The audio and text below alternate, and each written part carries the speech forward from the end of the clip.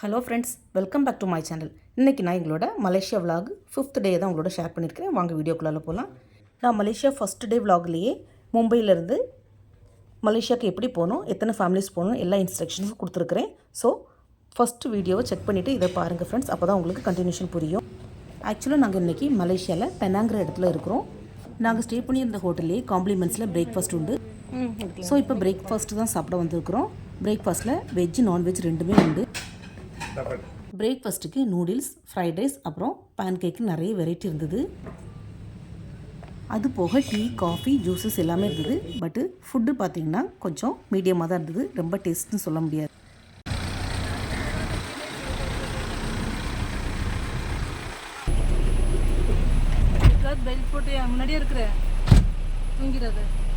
Breakfast முடிச்சுட்டு நாங்கள் நேராக பெனாங்கில் உள்ள ஒரு பட்டர்ஃப்ளை கார்டன், அதாவது பட்டர்ஃப்ளை ஃபார்ம் ஹவுஸ் தான் போக போகிறோம்.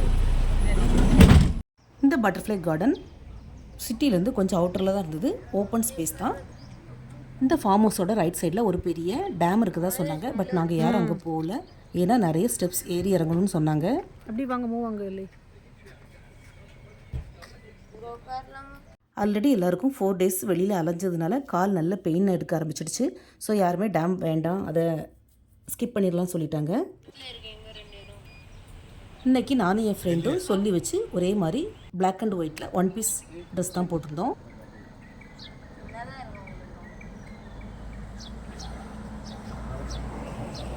இந்த ஃபார்ம் ஹவுஸ்குள்ளால் போகிறதுக்கும் பேமெண்ட்டும் உண்டு. ஆல்ரெடி நாங்கள் ஏஜென்ட் வச்சு எல்லாமே புக் பண்ணி டிக்கெட் எல்லாம் எடுத்துட்டோம்.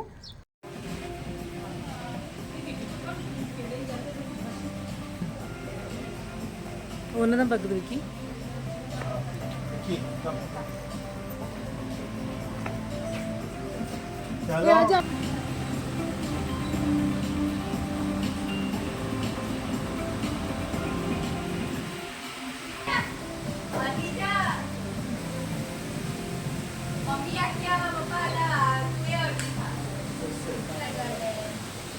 இந்த பட்டர்ஃப்ளை ஃபார்ம் ஹவுஸ் ஃபுல்லாகவே ஓப்பன் ஸ்பேஸில் தான் இருக்குது. ஆனால் மேலே மட்டும் ஃபுல்லாக கிளாஸ் ரூஃப் வச்சு கவர் பண்ணியிருக்கிறாங்க.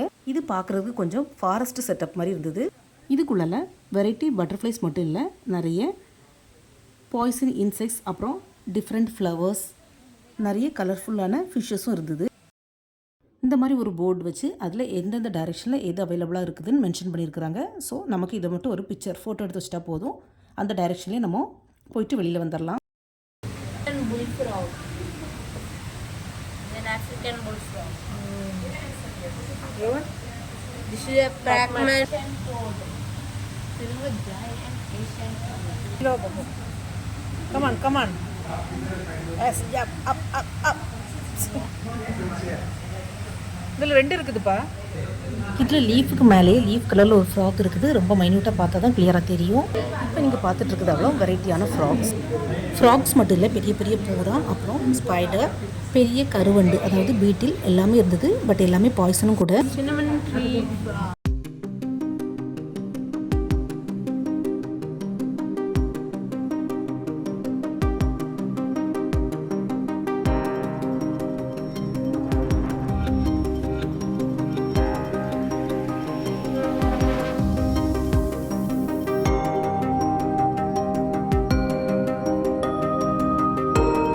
எவ்வளோமே பாய்சன் இந்த மூவதில்.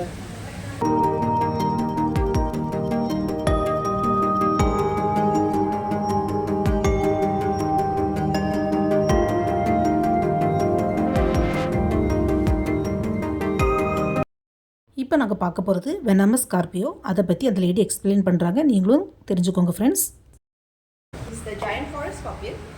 This here is a multi-venomous species of scorpion that you find in a lot of tropical countries.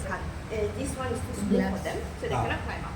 So they only move, crawl on like rough surfaces like tree branches.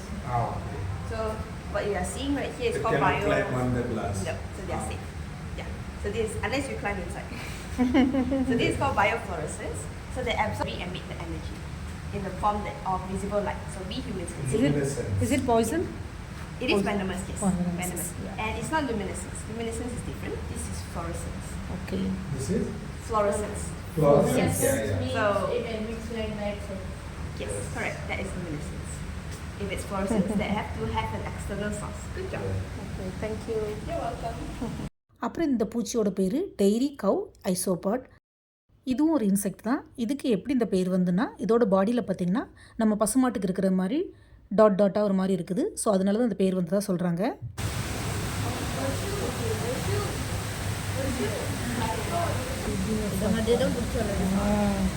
இது எப்படி பார்ப்போம்? இது வைத்து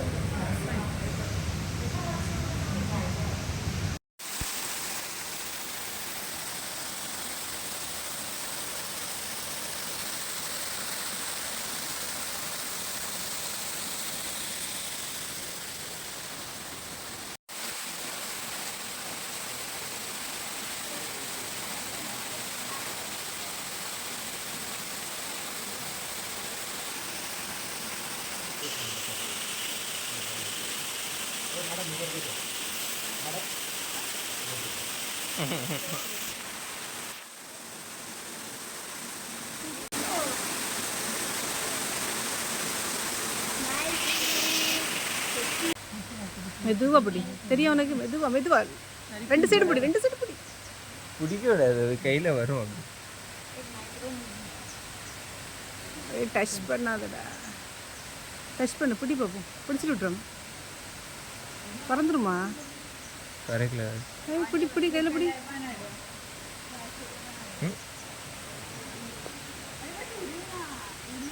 அசையாமல் இருக்குதா? என்ன பண்ணுவோம்? எப்படி? இந்த பட்டர்ஃப்ளை ஃபார்ம் ஹவுஸில் நம்ம ஃபோட்டோக்கு போஸ் கொடுக்கும்போதே நிறைய பட்டர்ஃப்ளைஸ் நம்ம தலை மேலே ட்ரெஸ் மேலாம் வந்து உட்காருது. ஸோ ரொம்பவே க்யூட்டாக இருந்தது. ஃப்ரெண்ட்ஸ், நீங்களும் மலேசியா ட்ரிப் போனீங்கன்னா இந்த பட்டர்ஃப்ளை கார்டனை மிஸ் பண்ணாமல் பார்த்துட்டு வாங்க. இந்த இடத்துல பட்டர்ஃப்ளையை ரீசைக்கிள் பண்ணுறாங்க. ஸோ அதுக்குள்ளே அரேஞ்ச்மெண்ட்ஸ்லாம் இதில் பண்ணி வச்சுருக்குறாங்க.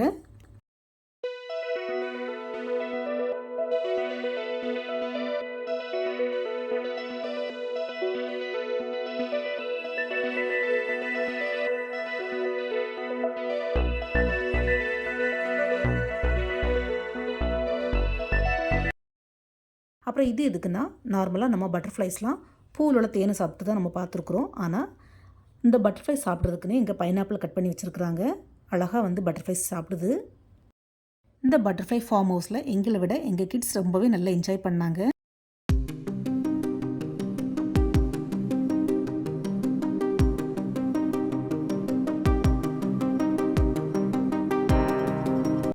அப்புறம் இது கிரேட் பிக்சர் பிளான்ட்னு மென்ஷன் பண்ணியிருக்குது. பட் இந்த ஃப்ளவருக்குள்ளால நம்ம கை விட்டாச்சுன்னா அப்படியே ஃப்ளவர் க்ளோஸ் ஆகி நம்ம கையை இறுக்கி பிடிச்சிடும் சொல்கிறாங்க. ஸோ கையை போட்டு பார்க்காம நாங்கள் ஸ்டிக்கை போட்டு ட்ரையல் பார்க்குறோம். ஆனால் இந்த ஃப்ளவர் பார்க்குறதுக்கு ரொம்பவே டிஃப்ரெண்ட்டாக ஒரு பலூன் மாதிரியே இருந்தது. அப்புறம் இது பண்டோரா ஃபாரஸ்ட்னு சொல்லிட்டு எல்லாமே ஆர்டிஃபிஷியல் செட்டப். நிறைய யூவி லைட்டும் எல்இடி லைட்டும் போட்டு பக்காவாக செட் பண்ணியிருந்தாங்க.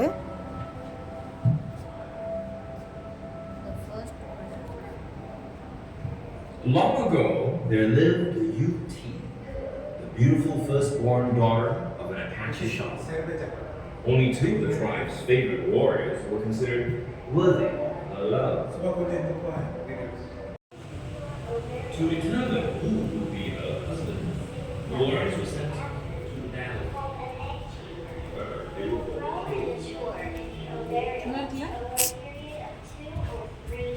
அங்கே ஒரு ரோலர் கோஸ்டரில் போனோம் மேஜிக்கால். இதே மாதிரி இருந்து During this time, our mother will make after mating and us to the surface of whatever we are laying. Eggs can be deposited singly or in groups, dropped randomly on the ground, or placed perfectly on a food. அப்புறம் ஒரு ரூமுக்குள்ளால class பாக்ஸில் artificial பட்டர்ஃப்ளைஸை இந்த மாதிரி சூப்பராக decoration பண்ணி வச்சுருந்தாங்க. Finally, the consignments are sealed and labeled and ready to be sold at air freight. இந்த butterflies recycling இடத்துல ஆல்மோஸ்ட் எல்லா பட்டர்ஃப்ளைஸும் ஃப்ளை பண்ணக்கூடிய ஸ்டேஜ் வந்துடுச்சு. Back at the breeding station, the pupae complete the transformation.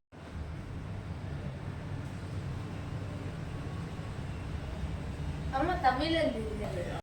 இப்போ நாங்கள் almost இந்த butterfly garden எண்டிங்க்கு வந்துட்டோம். இந்த டிஸ்பிளேயில் பார்த்துட்டு என் பையன் தான் தமிழ் எழுதியிருக்குன்னு சொன்னான். அதுக்கப்புறமா தான் நாங்களே நோட்டீஸ் பண்ணோம். அப்புறம் இது ஃபுல்லாகவே ட்ராகன் கிராஸ் ஓப்பர்ஸ்.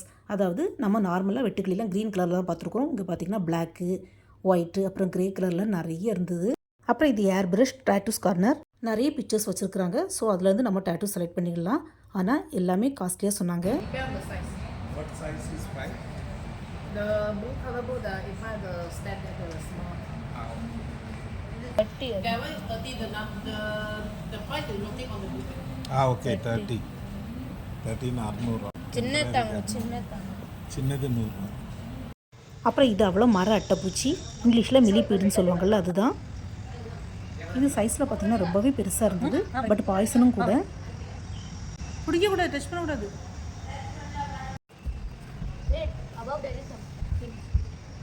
அப்புறம் இது க்ரீப்பி டர்ன்னு சொல்லிட்டு ஒரு சைடோட போயிட்டு இன்னொரு சைடோட வெளியில் வரணும். விக்கி கிளாஸ்.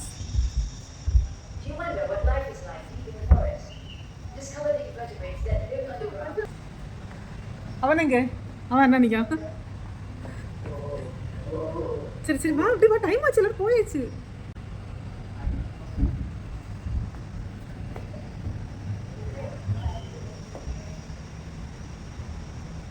இந்த சைடு வா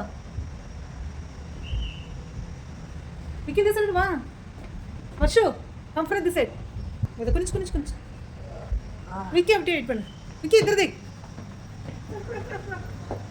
சரி வா, குடிச்சு வா. பென். அட் லாஸ்ட் பட்டர்ஃப்ளை ஃபார்ம் ஹவுஸை கம்ப்ளீட் பண்ணிவிட்டு வெளியில் வந்தாச்சு.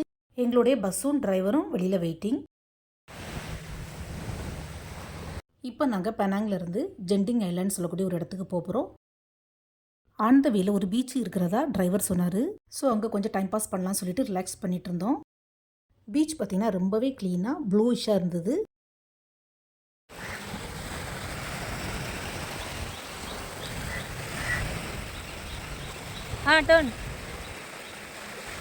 டர்ன் பண்ணு விக்கி பாஸ். விக்கி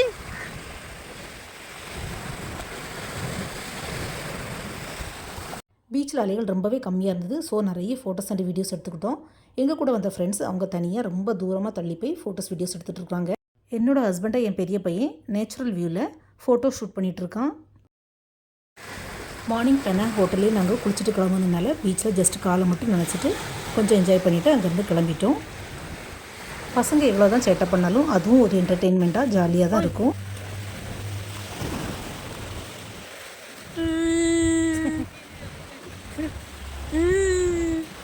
பீச்சில் க்ரௌட் ரொம்ப கம்மியாக இருந்தது. ஸோ நான் நிறைய சோவி அங்கேருந்து எடுத்துகிட்டு வந்தேன்.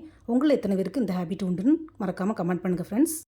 பீச்லேருந்து எடுத்துகிட்டு வந்த சோவியை நல்லா வாஷ் பண்ணிவிட்டு வீட்டில் இருந்த டேபிளில் இந்த மாதிரி டெக்கரேட் பண்ணி வச்சுட்டேன். எனக்கு இருக்கிற ஒரு பேட் ஹேபிட் என்னென்னா, எந்த ஒரு பீச்சுக்கு போனாலும் நான் அந்த மாதிரி சோவியை கண்டாச்சுன்னா எடுக்காமல் விடவே மாட்டேன். அந்த ஒரு பேட் ஹேபிட் எனக்கு இருக்குது. ஸோ என்ன அறியாமலே ஆட்டோமேட்டிக்காக கை கீழே போய் சோவி எவ்வளோத்தையும் பொறுக்க ஆரம்பிச்சிரும். என்னால் அதை கண்ட்ரோல் பண்ணவே முடியாது.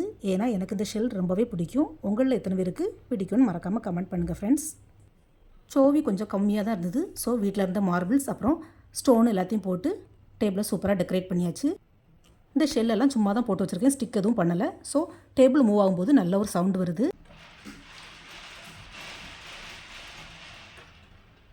பெனாங்லேருந்து ஜெண்டிங் ஐலாண்ட் போகிறதுக்கு நாங்கள் பஸ்ஸில் தான் ட்ராவல் பண்ண வேண்டியிருந்தது. 1 o'clock எங்களுக்கு பஸ் டைமிங். 1 o'clock முன்னாடி நாங்கள் பஸ் ஸ்டேஷனுக்கு ரீச் ஆகிட்டோம். ஸோ லஞ்சை முடிச்சுட்டு போயிடலான்னு சொல்லிட்டு அங்கே கிடச்சதை வாங்கி சாப்பிட்லான்ட்டு இருந்தோம். அங்கே உள்ள லேடிஸ் பார்த்திங்கன்னா தமிழ் தான். எங்கள் கூட வந்த ஃப்ரெண்ட்ஸ் வெஜிடேரியன். ஸோ வெஜ் பர்கரும் நான்வெஜ் பர்கரும் வாங்கிட்டு கொஞ்சம் பானிபூரியும் வாங்கி சாப்பிட்டோம். அப்புறம் பஸ்ஸுக்கு டைம் ஆனதுனால ஃப்ரெஞ்ச் ஃப்ரைஸை ஆன் த வேல பஸ்ஸில் வச்சு சாப்பிட்லான்னு சொல்லிட்டு அதை மட்டும் பார்சல் பண்ணி வாங்கிட்டோம். சிக்கன் பர்கர் அப்படியே சூடு பண்ணதாக இருக்குதா? அப்படியே எடுத்துக்கணும். ஜூஸ் அங்கே பார்த்தாங்க நல்லா இல்லைம்மா. फोटो निकालने चलेगा, ले लो नहीं नहीं वो ईरान इसे ले लो. आप ले लो. नहीं मुझे नहीं पानी पूरी खाते पर फ्रेंड फ्राइज मंगाए थे इसलिए तो ये खाऊं ना. என்னோட ஹஸ்பண்டும் கூட வந்த ஃப்ரெண்டும் சேர்ந்து லக்கேஜ் எல்லாம் பஸ்ஸில் அரேஞ்ச் பண்ணிகிட்ருக்குறாங்க. ஆனால் ஃபுட் ஐட்டத்தை எதையும் பஸ்ஸில் கேரி பண்ணக்கூடாதுன்னு சொல்லிட்டாங்க. ஸோ ஃப்ரெஞ்ச் ஃப்ரைஸை எல்லோரும் அங்கே உட்காந்து சாப்பிட்டுட்டு இருந்தோம். நாங்கள் சாப்பிட்டு முடிச்சதுக்கப்புறமா நல்லா செக் பண்ணிவிட்டு தான் பஸ்ஸுக்குள்ளாலே அலோவ் பண்ணுறாங்க. பஸ் ஏசி பஸ்ஸுனால நல்ல குழுகுலுன்னு சூப்பராக இருந்தது. அதே மாதிரி ரொம்பவும் நீட்டாக க்ளீனாக இருந்தது. ஸோ லஞ்சை முடிச்சுட்டு பஸ்ஸில் ஏறினவுடனே எல்லோரும் தூங்க ஆரம்பிச்சாச்சு. நாங்கள் போகக்கூடிய ஜெண்டிங் ஐலாண்ட் சொல்லக்கூடிய இந்த இடம் ஹில் ஸ்டேஷன் தான். ஸோ ஆன் த வே ஃபுல்லாகவே க்ரீனிஷாக வியூ செம சூப்பராக இருந்தது. நாங்கள் ஆல்ரெடி மலேசியாவில் ஒரு 4 days ட்ராவல் பண்ணியாச்சு. ஆனால் சுத்தமாக டிராஃபிக்கே இல்லை. ஆனால் இன்றைக்கி பார்த்திங்கன்னா கொஞ்சம் மழை தூறுதுனால கொஞ்சம் டிராஃபிக் ஜாஸ்தியாகவே இருந்தது. ஸோ ஜெண்டிங் ஐலாண்டை நாங்கள் ரீச் ஆகிறதுக்கு கொஞ்சம் லேட் ஆகிடுச்சு. 14 किलोमीटर पूरा जाम ये पूरा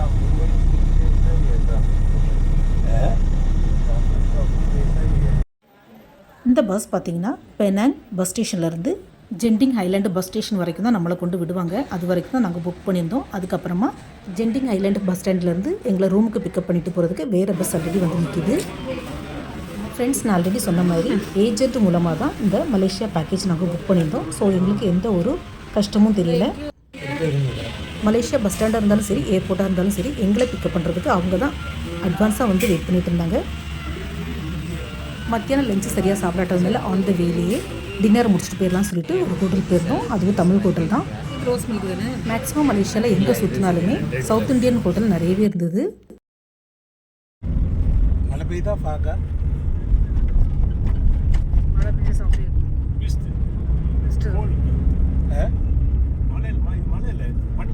पनिया फॉकी राधे देखो ठंड लगने वाला है फॉके देखो. அதே மாதிரி எங்களுக்கு வந்த எல்லா பஸ் டிரைவர்ஸுமே தமிழ் தான். टेम्परेचर कितना है? टेम्परेचर कितना है? 19.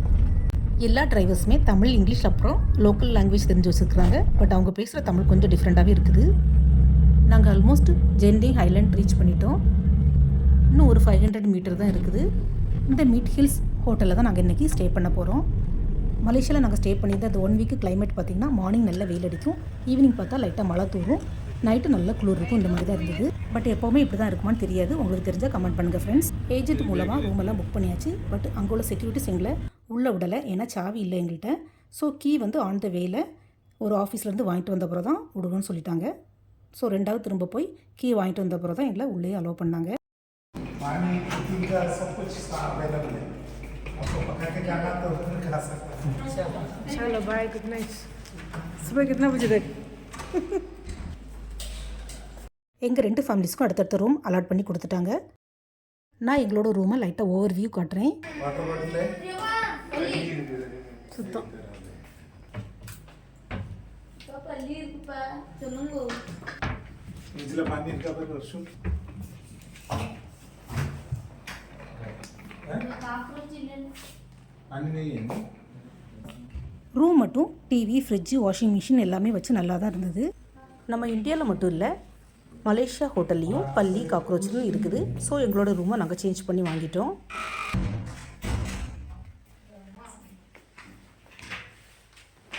सोफा कम बेड ஆமா.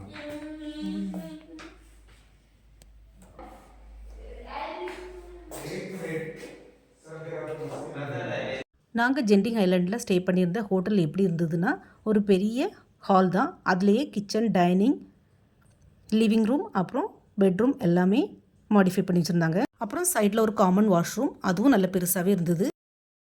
கிச்சனில் பார்த்திங்கன்னா நமக்கு 1 நைட்டுக்கு தேவையான எல்லா எசென்சியல் திங்ஸும் வச்சுருந்தாங்க.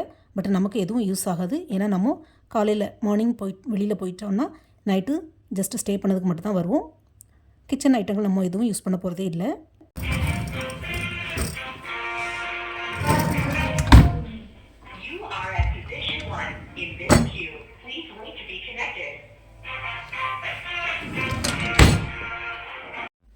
கிச்சன் க்ராக்கரிஸ் மட்டும் இல்லை, ஹேர் ட்ரையர், அப்புறம் அயன் பாக்ஸ், ட்ரெஸ்ஸை வச்சு அயன் பண்ணுறதுக்கு ஒரு ஃபோல்டபுள் டேபிள், அதுவும் செப்பரேட்டாக வார்ட்ரோப்பில் இருந்தது.